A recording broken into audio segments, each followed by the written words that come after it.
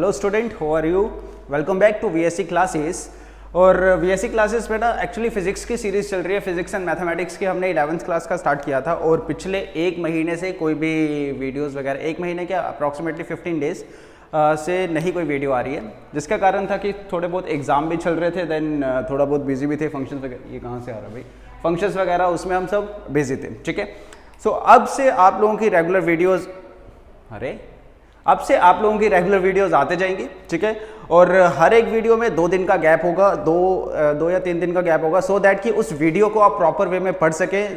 ठीक है, और आप 2 दिन के गैप में उसको अच्छे से रिवीजन कर सके और नेक्स्ट वीडियो जब भी आप करें तो आपको इजीली समझ आए चीज़ें, क्योंकि हर एक चीज़ पिछली वीडियो से क्या होती है, रिलेट करती है।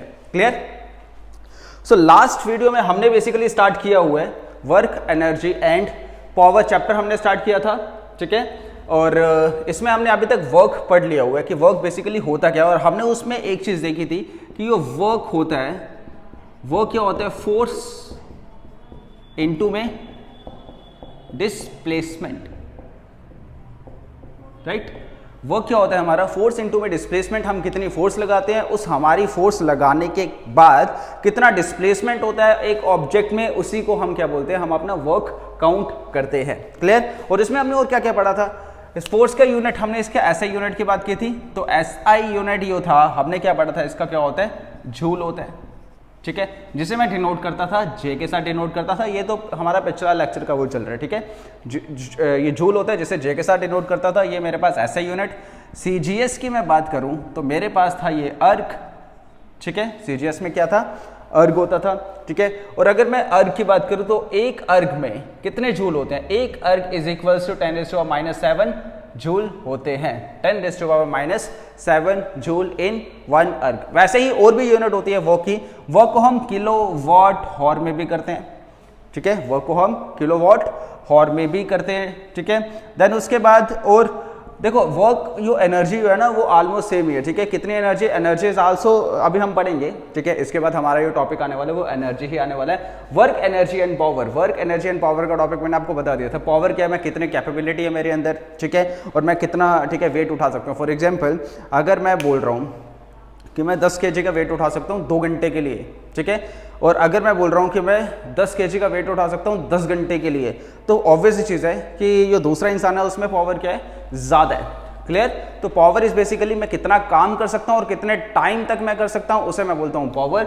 और वर्क क्या, मेरे पास फोर्स इनटू में डिस्प्लेसमेंट, मैंने कितनी फोर्स लगा रहा हूं, उस फोर्स के कारण कितना डिस्प्लेस हो रहा है, ना कि डिस्टेंस कवर कर रहा है। ठीक है, कितना डिस्प्लेस हो रही है बॉडी, वो जो डिस्प्लेसमेंट और जो फोर्स लग रही है उसी के प्रोडक्ट को मैं क्या बोलूंगा, वर्क। ठीक है, हाँ सर, आ जाओ एक ओके। सो हम लोग किलोवाट हॉर में भी करते हैं, और एनर्जी को ना बेसिकली कैलोरीज में भी किया जाता है। ठीक है, कैलोरीज में भी वर्क डन या एनर्जी वगैरह, ये एनर्जी वगैरह जितने भी होते हैं वर्क डन वगैरह, इनको हम कैलोरीज में भी करते हैं। इतनी कैलोरीज गेन की, इतनी कैलोरीज बर्न की। ठीक है, ये सब चीज़ें आपने देखी होंगी। क्लियर? तो ये तो आ गया हमारा पिछला। अब हमारे पास एक कंसेप्ट आता है विच इज, देखो वर्क डन जो है ना, हमारे पास जो भी फोर्सेस होती है ना, अगर मैं फोर्सेस की बात करूं, 2 फोर्सेस हम एक, ठीक है, फोर्सेस 2 तरीके की लगा सकते हैं, दो तरीके के फोर्सेस। एक फोर्स जो कि कांस्टेंट फोर्स, ठीक है, कांस्टेंट फोर्स, वो लॉज ऑफ मोशन वाले में ना हम पढ़ेंगे, फोर्सेस बैलेंस्ड अनबैलेंस्ड वो अलग है। ठीक है, बट मैं क्या कर सकता हूं, मैं यहां पे ना 2 कंसेप्ट लेके चलूंगा। एक कांस्टेंट, डेरिवेशन भी आपकी इसी हिसाब से चलेगी, एक कांस्टेंट की डेरिवेशन अलग होगी एंड वेरिएबल की डेरिवेशन जो होगी वो अलग होगी। ठीक है, सो एक आ गया आपका कांस्टेंट फोर्स एंड एक आपका आ गया वेरिएबल फोर्स, वेरिएबल फोर्स। ठीक है, कांस्टेंट फोर्स मतलब यहां पे मैं वर्क डन यूज कर रहा हूं, और जब मैं वर्क डन कर रहा हूं और उस वर्क डन में एक पॉइंट से लेकर दूसरे पॉइंट तक अगर ये फोर्स है वो कांस्टेंट है, अगर फोर्स मान लो मैंने 10 न्यूटन से स्टार्ट किया और 10 न्यूटन की ही फोर्स चल रही है, तो उस वर्क डन को मैं क्या बोलूंगा, constant work done by constant force. ठीक है, क्योंकि हर एक पॉइंट पे क्या हो रहा है, वर्क डन सेम ही हो रहा है। ठीक है, और वेरिएबल की जो फोर्सेज है वो क्या होते जा रही है, चेंज होते जा रही है, हर 1 सेकंड बार, हर 2 मिनट बाद, या ऐसे फोर्सेज क्या हो रही है, चेंज हो रही है। तो उसे मैं बोलूंगा वेरी कर रही है, मेरी फोर्स जो है वो क्या कर रही है, वेरी कर रही है, फोर्स जो है वो चेंज हो रही है। ठीक है, कांस्टेंट फोर्स और फोर्स, अगर मुझे कांस्टेंट फोर्स के अकॉर्डिंगली वर्क डन देखना है तो इसका ग्राफ अगर मुझे बनाना है तो दिस इज इसका displacement, this is displacement and this one is our force. ठीक है, कांस्टेंट फोर्स का जो ग्राफ बनेगा वो बनेगा आपका स्ट्रेट लाइन। ठीक है, मतलब डिस्प्लेसमेंट तो हो रही है ना, मैं फोर्स लगा रहा हूँ, डिस्प्लेसमेंट तो हो रही है, बट फोर्स जो है वो क्या है, कांस्टेंट ही चल रही है। ठीक है, थ्रू आउट ये जो दूसरे पॉइंट तक मेरी जो फोर्स है वो क्या है, कांस्टेंट ही है। वैसे ही variable force, variable force is this. ठीक है, कि इस हिसाब से ये, ठीक है, ये फोर्स है, ये आ गया force and this one is displacement, ये एस इज आवर डिस्प्लेसमेंट। ठीक है, जो फोर्स है वो हर एक पॉइंट पे देखो फोर्स भी और डिस्प्लेसमेंट भी क्या हो रही है, चेंज हो रही है। कहीं 2 ठीक है ये 2 न्यूटन की हो गया, कहीं 2.1 न्यूटन की हो गया, कहीं 1 न्यूटन की हो गया। इस हिसाब से फोर्सेस क्या हो रही है, वेरी करते जा रही है। क्लियर? इस वाली डेरिवेशन में जिसमें हमारा ये फोर्स है वो क्या है, कांस्टेंट है, उसमें हम हमेशा जब डेरिवेशन स्टार्ट करेंगे या फिर जब डेरिवेशन करने आएंगे तो वहाँ पे हम इक्वेशंस ऑफ मोशन के जरिए डेरिवेशन करेंगे। डिराइव्ड फ्रॉम किससे, इक्वेशन ऑफ मोशन से। ठीक है, और इस केस में हम क्या करेंगे, derive by calculus method. LCALC क्या हो गया स्पेलिंग को, CALCUL कैलकुलस देख लेना। ठीक है, स्पेलिंग कैलकुलस मेथड से हम इसे क्या करेंगे, डिराइव करेंगे। ठीक है, और इसमें भी मोस्टली हम जो यूज करेंगे ना वो हम थर्ड इक्वेशन ऑफ मोशन का यूज करेंगे। ठीक है, थर्ड इक्वेशन ऑफ मोशन का ही हम मैक्सिमम यूज करने वाले हैं, which is v² minus u² which is equals to 2as। और यहां पे हम जो यूज करने वाले हैं which is your differentiation and integration. ठीक है, यहां पे हम यूज क्या करने वाले हैं, डिफरेंशिएशन एंड इंटीग्रेशन। क्लियर है? I hope you understand. Now फॉर्मूले की अगर बात की जाए, 2 फॉर्मूले, एक बाय कांस्टेंट फोर्स, एक बाय वेरिएबल फोर्स। ठीक है, चलो सो बाय कांस्टेंट फोर्स अगर मैं बात कर रहा हूं तो मेरे पास कांस्टेंट फोर्स के अकॉर्डिंगली वो वर्क डन आएगा, work done by constant force, right. ठीक है, दिस वन चलो रेड पेन से बनाते हैं सो दैट कि थोड़ा सा इनोवेटिव लगे और थोड़ा कलरफुल लगे। ठीक है, ये आ गया, ये मेरे पास क्या है, this one is our surface, right.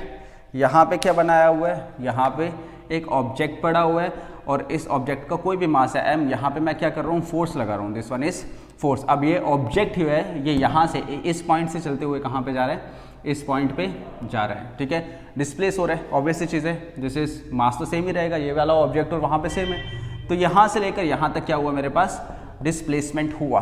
और ये जो फोर्स है, ये फोर्स कौन सी है, दिस फोर्स इज कांस्टेंट, ये कांस्टेंट फोर्स है, यहाँ से लेकर यहाँ तक जो फोर्स है ये क्या है, कांस्टेंट ही रही है। तो इस केस में वो फॉर्मूला है, वो जो हम पढ़ चुके हैं फॉर्मूला, वही formula, formula is work done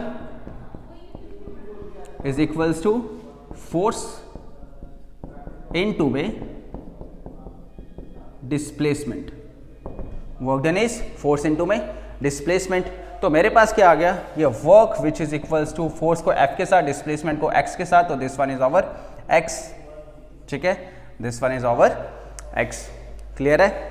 और अगर ये तो आ गया work done by constant force, variable force के अकॉर्डिंगली अगर मैं चलूं, सो वेरिएबल फोर्स के अकॉर्डिंगली क्या होगा, work done by, next is our work done by variable force. अगर मैं इसकी बात करूं तो दिस वन ये है, सॉरी ये क्या बना रहा हूं मैं, ओके, ये फोर्स, ये क्या है, डिस्प्लेसमेंट, राइट। और यहाँ पे क्या है, ये वेरिएबल फोर्स का, इस हिसाब से अब वेरिएबल फोर्स पे हम क्या करते हैं ना, जब भी वेरिएबल करते हैं हम कैलकुलस मेथड का यूज़ करते हैं, राइट। ये तो आपको पता ही है, हमने 0 ठीक है जी चैप्टर में पढ़ा हुआ, ये मैंने बताया भी है। कैलकुलस मेथड कहाँ पे होता है, यहाँ पे मुझे सिर्फ और सिर्फ छोटा सा डिस्टेंस कवर करना है। ये मान लो ये वाला डिस्टेंस, ठीक है। इस छोटे से डिस्टेंस को मुझे क्या करना है, कवर करना है। इतना छोटा सा मतलब जीरो तो नहीं है, बट जीरो के ऑलमोस्ट जीरो तक ही है, ठीक है। और उस छोटे से केस में जो मेरा जो ग्राफ है ना वो ऑलमोस्ट स्ट्रेट लाइन में भी, ठीक है, देखिएगा मुझे, मतलब वहां पे फोर्स मैं क्या मान के चल रहा हूँ, कांस्टेंट मान के चल रहा हूँ उस छोटे से केस में, ठीक है, लेकिन डिस्प्लेसमेंट तो हो रही है। तो इस केस में जो वर्क डन हम फाइंड आउट करते हैं, वर्क डन का जो फॉर्मूला होता है, वर्क डन क्या होता है, दिस इज फोर्स इनटू में डिस्प्लेसमेंट, ये तो आ गया, ठीक है। ये एक जनरल फॉर्मूला जो कि कांस्टेंट फोर्स के लिए भी है। बट इस केस में क्या होगा, इस केस में अगर मैं इस केस की बात करूं वेरिएबल फोर्स की, मतलब हम इतना सा कैलकुलेट करते हैं, तो ये क्या है, छोटा सा वर्क डन, छोटा सा वर्क डन मतलब dw which is equals to, force तो सेम है, तो फोर्स इनटू जब फोर्स लगा रहा हूं तो डिस्प्लेसमेंट क्या हो रहा है, छोटा सा डिस्प्लेसमेंट, तो छोटा सा डिस्प्लेसमेंट इज dx, ठीक है।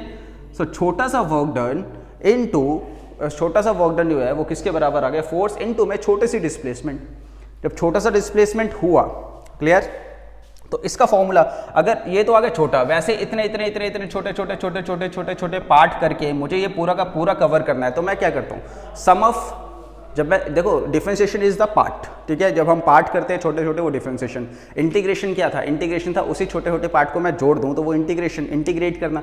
तो अगर मुझे total work done find out करना है तो मैं क्या करूंगा, integrate, this is first equation, integrate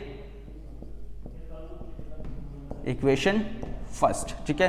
तो this is dw which is equals to, यहां पे क्या आ गया, f dot dx, dw which is equals to f dot ds, and obviously चीज़ है यहाँ पे फोर्स क्या है, कांस्टेंट है, ठीक है।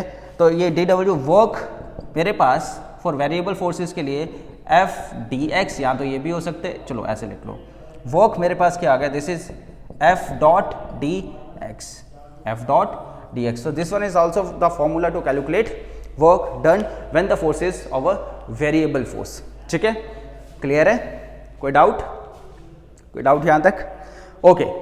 नेक्स्ट एक चीज देखो, अब मान लो कि ना मैं क्या कर रहा हूँ, किसी ना कोई इंक्लाइंड पे कोई चीज़ कर रहा हूँ, ठीक है, ये तो आ गया वेरिएबल फोर्स।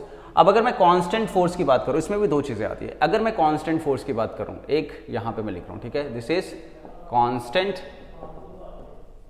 फोर्स। पहले हमने जो कांस्टेंट फोर्स में वो फॉर्मूला लगाया, work is equals to force into में डिस्प्लेसमेंट, ये कौन सा था, जब मैं एक लीनियर वे में चला रहा हूँ, ठीक है। बट अगर मैं क्या कर रहा हूँ, यहाँ पे this one is the surface, ये मेरे पास ऑब्जेक्ट है। अब इस ऑब्जेक्ट को मैं क्या कर रहा हूँ, आगे की तरफ लेना है मुझे, बट मैं फोर्स यो लगा रहा हूँ, फोर्स मैं लगा रहा हूँ इसे एंगल वाइज, इंक्लाइंड फोर्स लगा रहा हूँ। जैसे फॉर एग्जांपल, जैसे मैं, ठीक है, मॉल में चला जाऊँ, वहाँ पे ट्रॉली में ले रहा हूँ, ठीक है, तो ट्रॉली में फोर्स लग रही है, वो किसी एंगल पे लग रही है, ठीक है। वैसे एक लगेज बैग को जब मैं लेता हूँ, वो जो होता है ना स्टैंड वाली लगेज बैग, ठीक है, उसको मैं कैरी करता हूँ, लेता हूँ, खींचता हूँ, तो उसमें जो फोर्स लग रही है वो क्या लग रही है, एंगल पे लग रही है। मान लो ये लगेज बैग है, यहाँ पे मैंने फोर्स लगाया, ये सरफेस से किसी भी क्या थीटा एंगल पे फोर्स लग रही है। अब ये जो फोर्स है, ये फोर्स दो कंपोनेंट में डिवाइड होगी, एक ये वाला और एक ये वाला कंपोनेंट।